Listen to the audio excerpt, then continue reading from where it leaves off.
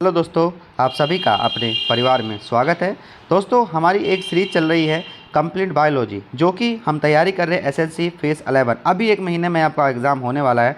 दोस्तों, मैं आपके लिए एमसीक्यू के क्वेश्चन लेकर आ रहा हूं, ताकि आपको एग्ज़ाम में इसी तरह से क्वेश्चन देखने को मिलते रहे। दोस्तों, अति महत्वपूर्ण क्वेश्चन है। हर एक क्वेश्चन बहुत ही शानदार, बहुत ही ज़बरदस्त है।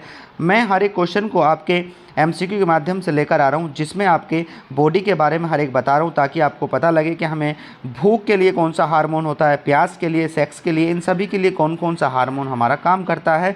वो सारे की सारा हमारा टॉपिक है एंडोक्राइन सिस्टम, यानी कि अंतःस्रावी ग्रंथि, अंतःस्रावी तंत्र के अंतर्गत हम पढ़कर चल रहे। क्वेश्चन आज आपकी क्लास नंबर कौन सी है? इसकी 15 है। तो दोस्तों, अपने टाइम को बचाते हुए हम तेज़ी से अपनी क्लास को आगे स्टार्ट करते हैं। दोस्तों, हर एक क्वेश्चन बहुत शानदार है, बहुत ज़बरदस्त है। क्वेश्चन नंबर फर्स्ट, निम्नलिखित में से कौन सी ग्रंथि सेक्स हार्मोन के लिए उत्तरदायी होती है? तो दोस्तों, इसका सही आंसर आपका क्या हो जाएगा? ये अधिवक्र ग्रंथि इज आपका करेक्ट हो जाता है। आगे बढ़ेंगे दोस्तों, मानव शरीर में सबसे बड़ा अंग कौन सा होता है? तो इसका सही आंसर आपका दोस्तों क्या होगा? हर एक बच्चा अपने अपने देखेगा कि अपने कितने, ये 25 क्वेश्चन है, इसमें देखिएगा कितने क्वेश्चन आप सही कर पा रहे हैं और कितने क्वेश्चन आप गलत कर पा रहे हैं। कमेंट्स बॉक्स में सभी आप बताएंगे कि हमारे कितने क्वेश्चन हो रहे हैं, आपकी कितनी तैयारी हो चुकी है। क्वेश्चन नंबर 2 का सी ऑप्शन आपका करेक्ट हो जाता है। आगे बढ़ेंगे, निम्नलिखित में से मानव शरीर में उपस्थित सबसे छोटी ग्रंथि कौन सी होती है? तो दोस्तों, इसका सही आंसर हमारा हो जाएगा वो पीयूष इज करेक्ट आपका हो जाता है। आगे बढ़ेंगे, निम्नलिखित में से कौन सा अंग अपशिष्ट वसा तथा अपचयी पदार्थों को निष्कासित करता है? तो दोस्तों, इसका सही आंसर हमारा क्या हो जाएगा? इसका वक्र इज करेक्ट आपका हो जाता है, मतलब जिसको हम क्या कहते हैं? किडनी कहते हैं। क्वेश्चन नंबर 5, पीयूष ग्रंथि अवस्थित होती है? तो दोस्तों, पीयूष ग्रंथि मैं कितनी बार आपको बता चुका हूँ। लास्ट लेक्चर नहीं देखा तो एक बार विजिट कर लीजिएगा। वो हमारे कहाँ पर होती है? मस्तिष्क में उपस्थित होती है। बहुत छोटी सी होती है। लगभग हम इसके वजन की बात करें तो दोस्तों, इसका वजन कितना होता है? वजन मान लीजिएगा लगभग 1/2 ग्राम इस करेक्ट होता है। इसी को हम क्या कहते हैं? मास्टर ग्रंथि भी कहते हैं। मास्टर ग्रंथि भी इसको हम कहते हैं। तो ये भी आपको पता होना चाहिए। आगे बढ़ेंगे, क्वेश्चन नंबर 5, आँखों के रंग हेतु उत्तरदायी रंजक कहाँ उपस्थित होते हैं? नेत्र पटल या आँखों की पुतली, रोड कोशिका या कोन कोशिका? तो इसका सही आंसर हमारा जो होगा वो हमारा क्या? आँखों की पुतली या आइरिस इसका करेक्ट आंसर हो जाएगा। एंजाइम क्या है?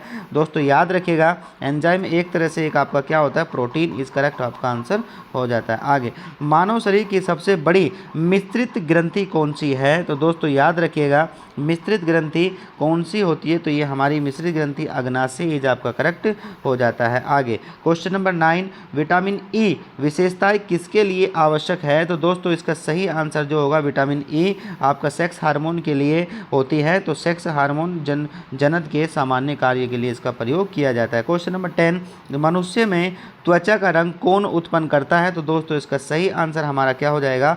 मेलानिन इज करेक्ट आपका हो जाता है। क्वेश्चन नंबर 11, मनुष्य के लार में कौन सा एंजाइम उपस्थित होता है? तो ये पेप्सिन होता है, रेनिन होता है, या इमाइलेज होता है, या ट्रिप्सिन होता है? तो दोस्तों, इसका सही आंसर क्या हो जाएगा? हमारा इमाइलेज इस करेक्ट आपका आंसर हो जाता है। आगे, निम्न में से कौन सा अंग पाचक एंजाइम का स्त्राव नहीं करता? दोस्तों, अब ध्यान रखिएगा, हमारे पास जो होती है लार भी करती है, छोटी आंत भी करती है, अग्नाशय भी करती है, लेकिन आपका क्या हो जाएगा? लीवर क्या नहीं करता? पाचन के लिए काम नहीं करता है। आगे, ट्रिप्सिन का कार्य होता है दोस्तों, ट्रिप्सिन का कार्य हमारे प्रोटीन को तोड़ने का काम होता है। तो ये भी आप ध्यान रखें, ट्रिप्सिन प्रोटीन को तोड़कर इसे किस में चेंज करता है? इसको अमीनो अम्ल में चेंज कर देता है। अमीनो अम्ल में चेंज करता है। अमीनो अम्ल की संख्या कितनी होती है दोस्तों? वो हमारे 20 होती है। आगे बढ़ेंगे, शरीर का ताप किसके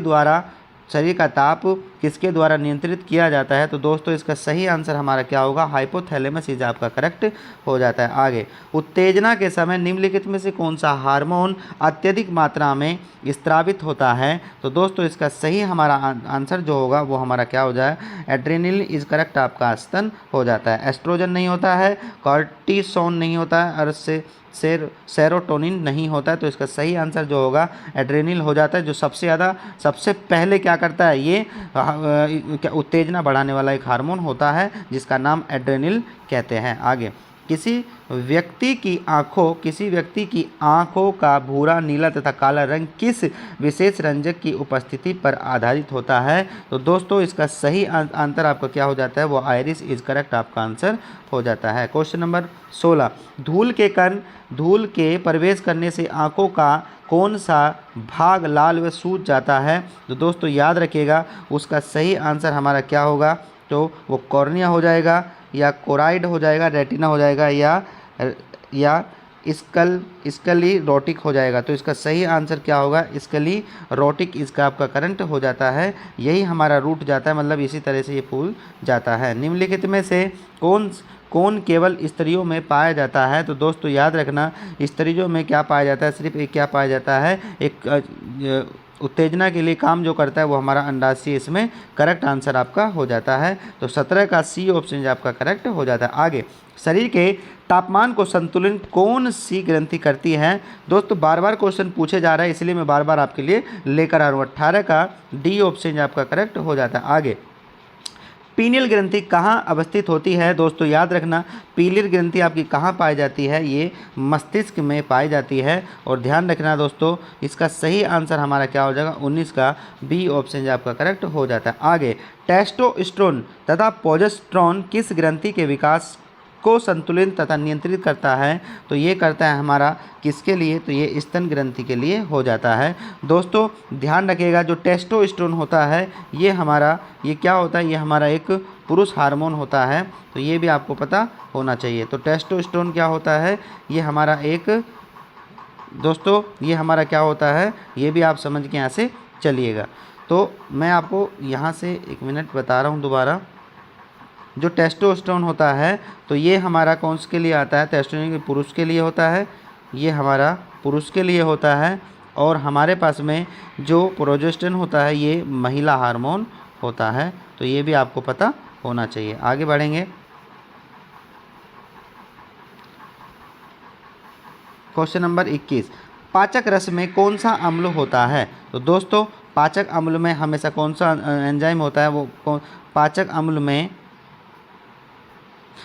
अम्ल में कौन सा अम्ल होता है, वो हमारा HCl होता है। और ये कहाँ पाया जाता है, ये हमारे अग्नाशय में पाया जाता है। तो याद रखना वो कौन सा होता है, तो वो हमारा कौन सा था, हाइड्रोक्लोरिक अम्ल इज करेक्ट आपका हो जाता है। आगे, वह कौन सा अंग है जो मानव शरीर में ग्लाइकोजन रूपी कार्बोहाइड्रेट का संचयन करता है? तो ध्यान रखना वो हमारा क्या हो जाता है दोस्तों, वो हमारा यकृत इज आपका करेक्ट हो जाता है। आगे, पित्त का संचयन कहाँ होता है? तो पित्त का संचयन पित्ताशय में होता है या ग्रहणी में होता है, यकृत के लिए। तो याद रखना पित्त का स्त्राव जो होता है, जो उत्पन्न होता है वो यकृत में होता है, लेकिन संचयन कहाँ हो जाता है दोस्तों, वो हमारा पित्ताशय में इस करेक्ट आपका आंसर हो जाता है। दोस्तों अति महत्वपूर्ण क्वेश्चन थे। आज की क्लास में हमने हर चीज़ जाना कि बॉडी में क्या होता है, हमारे लीवर का काम क्या होता है, हाइपोथैलेमस क्या होता है, हमारे पास में प्रोजेस्टेरोन कौन सा हार्मोन होता है, टेस्टोस्टेरोन कौन सा होता है, एड्रेनल ग्लैंड क्या होती है, ये सारी की सारी अधिविक्र ग्रंथि क्या होती है,